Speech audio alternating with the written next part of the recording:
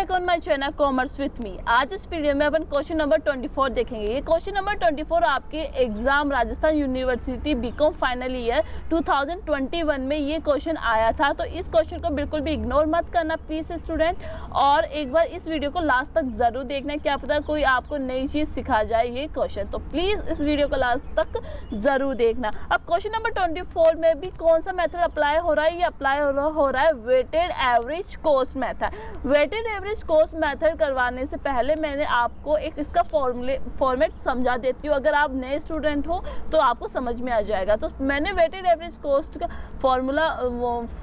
Format बताया था। पहला कॉलम होता है सोर्सेज का। सोर्सेज में क्या लिखते हैं कि आपने पैसे कहाँ से अराइज किए हैं, ठीक है, या आपके पास कौन कौन से डिबेंचर है, कितना इक्विटी शेयर है, कितने रिटेन अर्निंग है, ये अपन यहाँ लिखते हैं। अमाउंट में उसका अमाउंट लिखते हैं, और आफ्टर टैक्स अगर आपको क्वेश्चन में गिवन होता है वो लिख देते हैं। अगर आफ्टर टैक्स गिवन नहीं होता क्वेश्चन में तो अब आपको क्या करना पड़ता है, कैलकुलेट करना पड़ता है। ये आपको सबको पता होगा कैसे कैलकुलेट करते हैं, क्योंकि मैंने इससे पहले वाली वीडियोस में बता दिया है कि आफ्टर टैक्स कैसे कैलकुलेट करते हैं, ठीक है। वेटेड कॉस्ट कैसे फाइंड करते हैं? जब भी आप अमाउंट के कॉलम में से अगर आफ्टर टैक्स कॉलम का मल्टीप्लाई कर देते हो, जो मल्टीप्लाई आता है वो आपका वेटेड कॉस्ट होता है। तो ठीक है, तो KW मतलब weighted cost, weighted average cost, इसे क्या बोलते हैं? वेटेड एवरेज कॉस्ट बोलते हैं, जिसका फॉर्मूला होता है sigma XW upon sigma W। इसका क्या होता है? ये फॉर्मूला होता है। सिंपल से इतना सा फॉर्मूला होता है,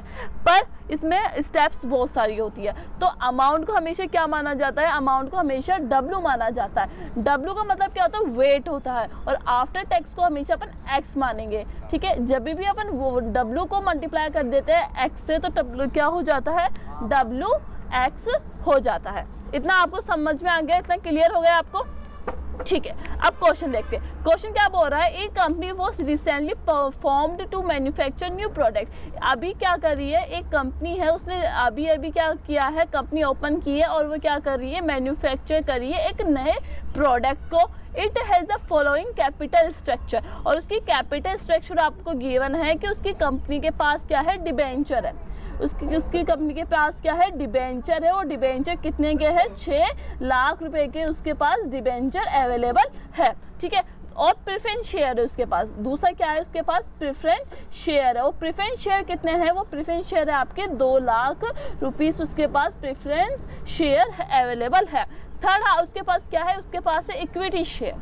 क्या है उसके पास? Equity share. वो इक्विटी शेयर कितने हैं? वो इक्विटी शेयर है आपकी 6 लाख रुपए उसके पास क्या है?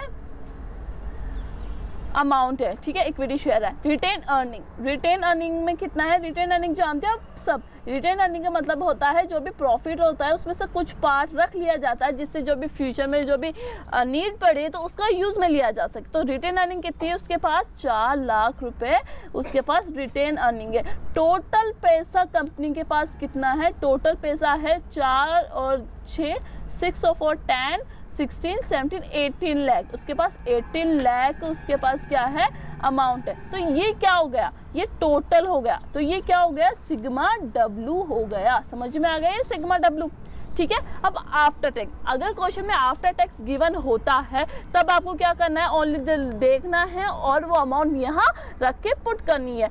ये क्वेश्चन था क्वेश्चन नंबर 21, जिसमें आपको आफ्टर टैक्स गिवन था। बट इस क्वेश्चन में क्या है? आफ्टर टैक्स गिवन नहीं है। जब भी आफ्टर टैक्स गिवन नहीं होती है तब आपको क्या करना पड़ता है? आफ्टर टैक्स कैलकुलेट करना पड़ता है। और आफ्टर टैक्स कैसे कैलकुलेट करते हैं ये मैंने आपको पिछली वाली वीडियोस में बता दिया है, ठीक है।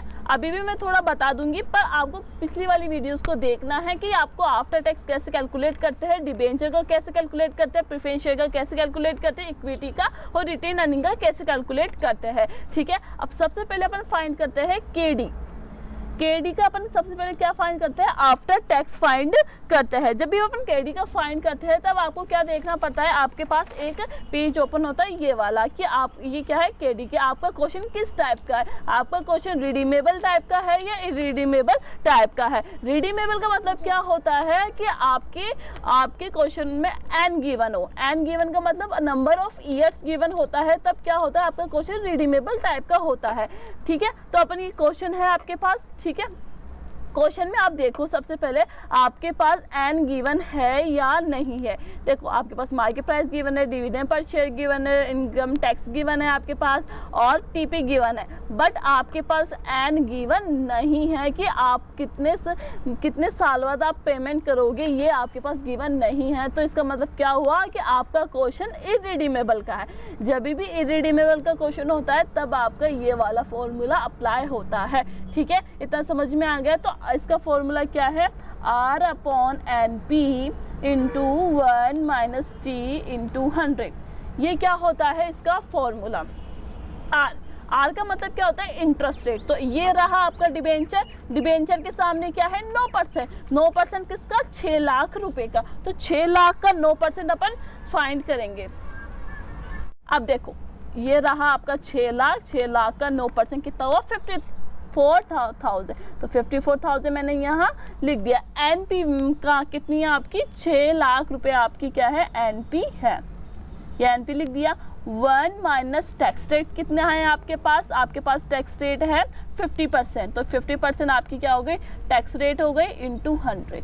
अब इसे सॉल्व करते हैं। देखो 1 minus 50% 0.5 into 54,000 divided by 6 lakh into 100। तो आपके पास क्या आ रहा है 4.5 आपका क्या आ रहा है, केडी आ रहा है। तो आंसर देखते हैं, केडी का 4.5 आ रहा है। ठीक है, अब ये 4.5% को क्या करते हैं, सिंपल फॉर्म में कन्वर्ट करते हैं। जब भी अपन सिंपल फॉर्म में कन्वर्ट करते हैं तो कैसे करते हैं, 4.5 डिवाइडेड बाई 100। तो क्या होगा 0.045। तो ये कहाँ लिखते हैं, यहाँ देखो 0.045। ठीक है, इतना समझ में आ गया। अब आगे देखो, के डी फाइंड कर ली। अब क्या है, प्रेफरेंस शेयर। प्रेफरेंस शेयर को क्या बोलते हैं अपन, के पी बोलते हैं। अब के पी का जब अपन सॉल्व करते हैं तब आपके पास फिर से क्या ओपन होता है, एक पेज ओपन होता है जिसमें आपको फाइंड करना पड़ता है कि आपका क्वेश्चन किस टाइप का, आपका क्वेश्चन रिडीमेबल है या इरिडीमेबल का। अगर रिडीमेबल कैसे फाइंड करोगे, हाँ जब भी एन गिवन होगा तो आपका क्वेश्चन रिडीमेबल होगा। तो ये रहा आपका प्रेफरेंस शेयर, इसमें एन गिवन है नहीं, इस क्वेश्चन में एन गिवन नहीं है। एन गिवन नहीं है तो इसका मतलब क्या हुआ, आपका क्वेश्चन क्या है, इरिडीमेबल है। ठीक है, समझ में आ गया। तब आपका कौन सा फॉर्मूला लगेगा, ये वाला लगेगा। देखो D upon N P into 100, ये क्या लगेगा इसका फॉर्मूला। अब डी देखो 7% बोल रहा है, प्रेफरेंस शेयर पे आ गए। ये क्या है, डी का मतलब क्या होता है, इंटरेस्ट रेट। तो ये क्या है 7%। तो 7% किसका, 2 लाख का। 2 लाख का 7% कितना होता है, 14,000 होता है। और एनपी क्या है आपकी 2 लाख इंटू 100। जब अपन इसे सॉल्व करते हैं तो आपके पास क्या आता है 7%। तो 7% को अपन सिंपल फॉर्म में कन्वर्ट करते हैं तो क्या आता है 0.07। समझ में आ गया, 7 डिवाइडेड बाई 100 तो 0.07, इतना समझ में आ गया। अब क्या है के ई, अब क्या फाइंड करते हैं, के ई फाइंड करते हैं। ठीक है, क्योंकि इक्विटी शेयर आ गया, इक्विटी शेयर का अगर कॉस्ट ऑफ इक्विटी शेयर निकालते हैं उसका फॉर्मूला क्या होता है, के। जब भी अपन के फाइंड करते हैं तब आपके पास कौन सा चार्ट ओपन होता है, ये वाला। अब इसमें आपको फाइंड करना पड़ता है कि आपको कौन सा मेथड अप्लाई करना है, कोई मेथड फर्स्ट करना है, सेकंड करना है या थर्ड करना है। वो कैसे पता करते हैं, अगर आपके क्वेश्चन में जैसे आपकी रिक्वायरमेंट हो कि उसके अकॉर्डिंग अपन अप्लाई करते हैं। जैसे आपके क्वेश्चन में क्या गिवन है, आपके पास गिवन है डिविडेंड। तो डिविडेंड किस में आ रहा है, एक आपको इस वाले मेथड में आ रहा है और आपको एक इस वाले मेथड में डिविडेंड आ रहा है। ठीक है, अब आगे देखते हैं। इनकम टैक्स आपको गिवन है, टीपी गिवन है, पर आपके पास ग्रोथ गिवन नहीं है। जब ग्रोथ गिवन नहीं है तो ये वाला फॉर्मूला अप्लाई नहीं होगा, ये तो बिल्कुल ही नहीं होगा क्योंकि इसमें इक्विटी शेयर गिवन नहीं है, मतलब अर्निंग पर शेयर गिवन नहीं है, ईपीएस गिवन नहीं है, इसलिए ये वाला फॉर्मूला अप्लाई नहीं होगा। अब इसमें क्या है, डिविडेंड गिवन है तो अपन ये वाला फॉर्मूला अप्लाई करेंगे। तो लगाते DPS upon MP into 100। DPS कितनी है आपके पास 4 रुपीज़, तो यहाँ लगा दिया 4। मार्केट प्राइस, एमपी का मतलब क्या होता है, मार्केट प्राइस, ये क्या है 40। अब मैं आपसे पूछना चाहूँगी, अगर क्वेश्चन में मार्केट प्राइस गिवन नहीं होती है तब आप कैसे कैलकुलेट करते हो, तब आप कैलकुलेट करते हो equity share plus retain earning divided by number of equity share. इस बात को मैं हर वीडियो में बताती हूँ, प्लीज़ इसे इग्नोर मत करना, क्योंकि क्वेश्चन नंबर 22 में मार्केट प्राइस गिवन नहीं थी, बट क्वेश्चन नंबर 23 और क्वेश्चन नंबर 24 में मार्केट प्राइस गिवन है, इसलिए अपन इससे कैलकुलेट नहीं कर रहे हैं। तो इसे सॉल्व करेंगे तो 10% आ जाएगा। तो इसे सिंपल फॉर्म में करेंगे तो 0.10 आ जाएगा। समझ में आ गया। अब रिटेन अर्निंग, रिटेन अर्निंग सबसे लास्ट का होता है, उसका फॉर्मूला होता है उसका फॉर्मूला क्या होता है आप बताइए जल्दा, मैं एक बार मैं जानना चाहूँगी। इसका फॉर्मूला होता है KE 1 minus TP 1 minus brokerage. इसका क्या होता है, ये वाला फॉर्मूला होता है। बट इस क्वेश्चन में देखो, आपको इस क्वेश्चन में आंसर में क्वेश्चन में कहीं भी आपको ब्रोकरेज गिवन है नहीं, तो आपको ये फॉर्मूला यहाँ तक ही रह जाता है, KE 1 माइनस TP। तो KE अपन ने अभी फाइंड किया 10%, ठीक है, 1 माइनस TP कितनी है आपकी 25%। देखो TP का मतलब होता है पर्सनल टैक्स रेट, ठीक है। अब शेयर होल्डर इंडिविजुअल क्या हो गया, पर्सनल हो गया, तो पर्सनल टैक्स रेट कितनी है 25%। तो इसे सॉल्व करते हैं, इसे सॉल्व करेंगे तो 7.5% इसका आएगा। तो इसे सिंपल फॉर्म में करते हैं तो 0.075 आता है। समझ में आ गया इतना। अब देखो, अब पूरा खेल यहाँ का है। अब यहाँ जो होना था वो हो गया, अपन ने अभी तक क्या कर लिया, आफ्टर टैक्स कैलकुलेट कर लिया है। बट अब आपको WX फाइंड करना, और WX कैसे फाइंड करते हैं, W को मल्टीप्लाई कर दो X से तो WX हो जाता है। तो इसी तरह 6 लाख को 0.045 को मल्टीप्लाई करेंगे तो आपके पास 27,000 आ जाएगा। इसको इससे मल्टीप्लाई करेंगे तो आपको आ जाएगा 14,000 रुपीज़। इसको इससे मल्टीप्लाई करेंगे तो 60,000 आ जाएगा आपका। इसको इससे करेंगे तो 30,000 इसका आ जाएगा, ठीक है। अब देखो इससे इसको वो करते हैं ऐड, ठीक है। इसे ऐड किया तो क्या आया 3,31,000। तो ये क्या हो गया आपका, ये क्या है टोटल है। टोटल का मतलब क्या होता है सिग्मा, किसका टोटल है ये WX का। तो ये क्या हो गया WX। तो आपके पास सिग्मा WX है कितना 1,31,000 डिवाइडेड बाय सिग्मा W कितना है 18 लाख।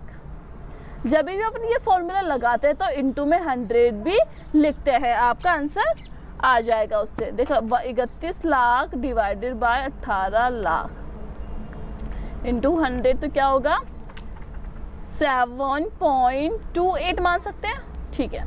ये आपका देखो आंसर आ रहा है या नहीं आ रहा, आप बस ये बताइए। 7.28 आपका आंसर आ रहा है। तो ये क्वेश्चन नंबर 24 आपका क्वेश्चन आया था 2021 में आया था। इसमें बताओ क्या ट्विस्ट है, इसमें आपका ट्विस्ट है, इसमें ज़्यादा तो कोई भी ट्विस्ट नहीं है, पर इतना सिंपल सा ट्विस्ट है। अगर आपके मार्केट प्राइस गिवन नहीं होगी ना, ये क्वेश्चन और हार्ड हो जाएगा। इसलिए जो भी आपको सबसे ज़्यादा ध्यान किसका रखना है, मार्केट प्राइस का देना है। आई होप आपको वीडियो अच्छी लगी होगी, मैंने अपना पूरा बेस्ट दिया है इस वीडियो को समझाने के लिए। बस आप एक सब्सक्राइब और एक लाइक ज़रूर कर दो। And thank you for watching.